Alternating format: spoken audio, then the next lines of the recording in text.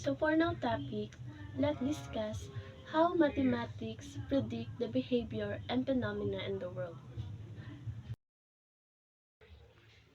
Mathematics is a fundamental tool in understanding and predicting the behavior of nature and phenomena in the world.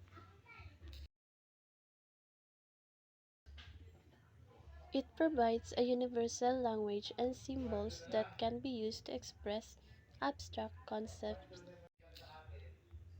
One of the reasons why mathematics is so effective in predicting natural phenomena is because it's based on logical and consistent rules. These rules can be applied to model and predict various aspects of the natural world. For example, let's consider the field of physics. Physics is heavily reliant on mathematics to describe and predict natural phenomena.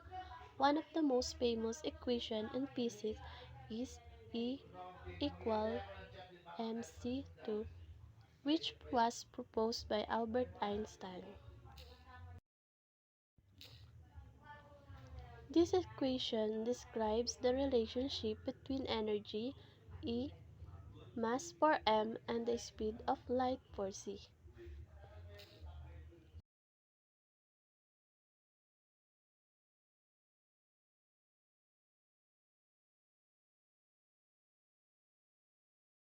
It predicts the small amount of mass can be converted into a large amount of energy and vice versa. This principle is the basis for nuclear energy and atomic bombs. As for a tutorial, let's take a simple example from the field of kinematics and physics. Suppose you throw a ball straight up in the air with an initial velocity of 10 mass.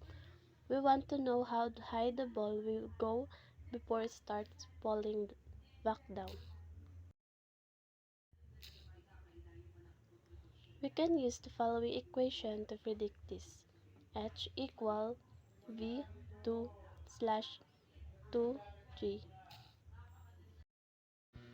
where h is the maximum height the ball will reach, v is the initial velocity of the ball, g is the acceleration due to gravity, which is approximately 9.8 mass 2 on Earth.